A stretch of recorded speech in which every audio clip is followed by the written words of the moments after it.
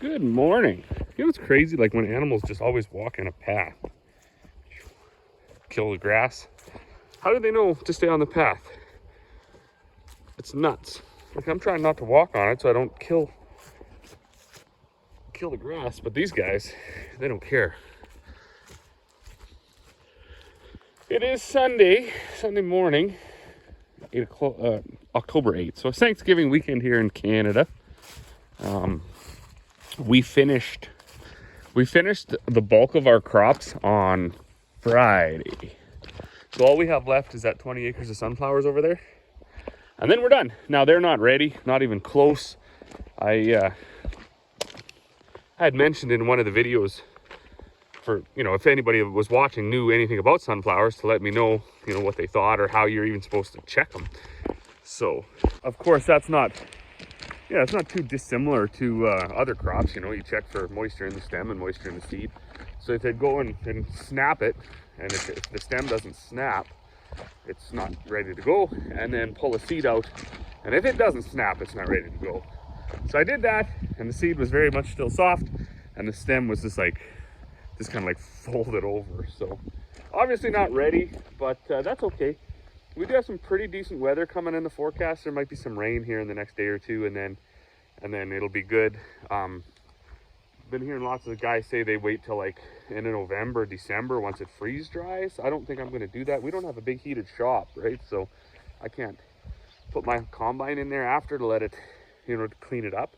I mean, our combines live in cold storage, so I don't really want to have to wash it in December. That would just be bad up here in northern Alberta. So I don't know what we'll do. Maybe by the end of next week, depending on the weather, we might just go get them anyways and dry them, see if that works. I do not want to plug the combine up, and somebody mentioned that would most likely be what would happen if I tried to thrash them too green. It was around the 20th of October last year, I think, when we got them, so maybe we'll just wait till then. Not too sure. In the meantime, we had a huge shift around. So we got the canolas all dried. That auger's gone out of that surge bin now that fed the dryer, and everything switched around. So Carl was full of that pea and canola mix, so we brought our big auger down to unload Carl into our tandem, which is over there now. So the tandem feeds that cleaner through that yellow auger there. It goes up through that rotary screen. There's big holes in it. Everything falls through, the canola and everything else, and the peas go out into that brown truck. Brown truck gets unloaded into this auger, into this pea bin, and this other yellow auger right here loads that international with the canola, goes up to the bin yard, gets unloaded up there. There's a cat right there. Crazy cat. I don't know why they hang around your feet. So it definitely takes a bit. Ideally, we like to just have one big bin full where we can just stick the auger in the bin, set the whole cleaner and everything up there, and just kind of give her for a day or two. This year, we didn't have that much product, only a truckload, so we set it up this way. Still got a broken spring on that disc over there. I might do that today. I don't know. It's Sunday and it's Thanksgiving, so I don't plan to do a whole bunch of like work, if you will. And I mean, maybe if you're in ag or whatever, or live this rural life, it'll make sense to you. Like there's a difference between putting on your coveralls, getting out the cutting torch, getting out all the tools and starting to fix bearings and broken equipment and stuff. That's work. But, on a day like today, I'd much rather dig out the rest of the garden, go cut some firewood, right? It's also work, but it's not work, if you get me, right? It's not, I don't know. It'll make sense to some, won't make sense to others. But, so I think that's the plan. I do see there's a cow stuck in a feeder, and I'm not sure if he's just choosing to live there for safety reasons, because he's like in his own thing, or if there's some other cow that put him in there as like a jail, or if he's actually just stuck in there. So what we're gonna do is take the telehandler up there, and we're going to lift that feeder off so he can get out and continue doing his thing. And I guess if he ends up back in there, it was by his own choice. And if the other 6 chase him in there, I guess he is in jail. I don't know. But at this point, I think he's probably just accidentally got in there. Like maybe he got in there when he was a little bit skinnier and then he got real fat. Now he can't get out, but we will see. I should also shovel up that little bit of oats right there. I'm not sure where that come from. Must have been off the feeder house of a combine or something. Maybe take that somewhere. It is cold too. It's like it's cold. It's not very nice. It was cold overnight. In fact, they fired the old furnace up because they were having enough of that. What are those drips right there? Are they from this machine or what? Oh, right. Oh, they are from it. What is it? Must be a leaking. Get out of here, stupid dog. I don't know if that's, I think that's fuel. Fuel, I don't know what it is. Maybe it's fuel. What's that? Heater? I don't know. I don't know things. These rocks are not fun for laying on. So also that bale feeder that guy's stuck in is empty anyways. So I'm gonna grab this bale here and put some molasses on it, pick it up. So we get lots of questions about how long it takes for the molasses to run through, which every bale is different within reason. You got to know what kind of combine. If it's straw, what kind of combine you baled behind, rotary, conventional, how new your baler is, how tight it's set, net wrap, twine, all sorts of stuff makes a difference. The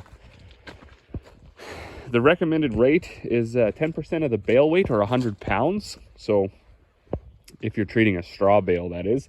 Straw bales typically range anywhere from about 800 to 1,200 pounds. They're not all that heavy. So you're looking at about two 5-gallon buckets. This is a hay bale, and because of a 2-year, history of results from different producers, I think it's an excellent product, and even for our steers. So it's really, really beneficial for cow-calf guys to use this molasses with the vitamin and mineral package. But for cattle in general, even our steers, we notice they eat less. They're not as hard on their little pasture that they have up there. So if it's dry, the pasture still maintains itself. They never eat it down to the point where they're damaging it. I'm not going to use pails because I don't want to climb up there. What I'm going to do is fire my pump up, and I'm just going to spray a bunch on there. I'm not exactly sure how much this bale weighs. It's probably heavy because it is a big hay bale. So we'll go with maybe, I don't know. I don't think, see if this will reach. This little hose is what we use for filling little pails and things like that, barrels, or treating straw last year, but I dropped this one too far away. It might work. Hold on.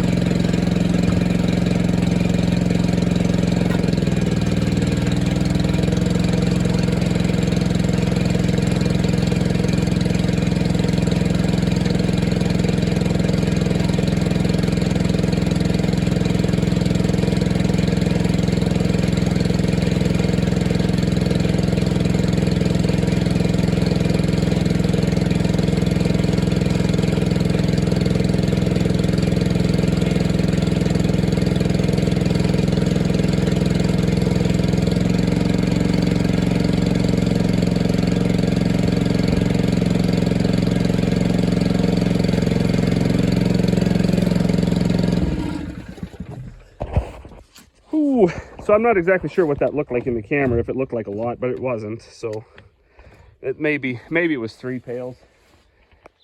I will pick it up now and start the timer. What is it? It's about 12 after. So see how long it takes to run through. All right, so there you have it. It was about 14 minutes for it to go through this bale. What we want to do now is fire the old telehandler up before it's all gone and flip it back over to its round side.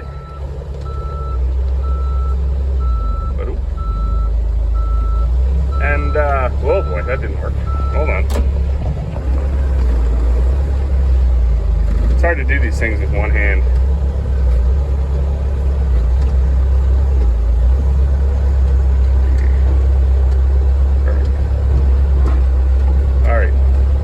So now it's, you know, it's mostly gonna stay in there and be soaked away. I am gonna go feed it right away because, well, they're out. I just fired up this cleaner though, so I want to finish that off. Dad did most of it yesterday. There was just a little bit left in this truck. This pea bin's gonna, like, the pea truck is gonna overfill. Pull it ahead a little bit. That's pretty much empty, just the corners left. And then we'll be done this project before the rain. Oh, what's that? Oh my, starter fix didn't work.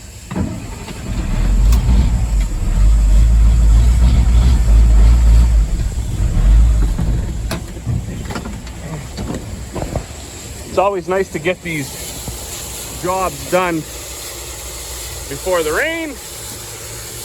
That way we don't have to horse around and do it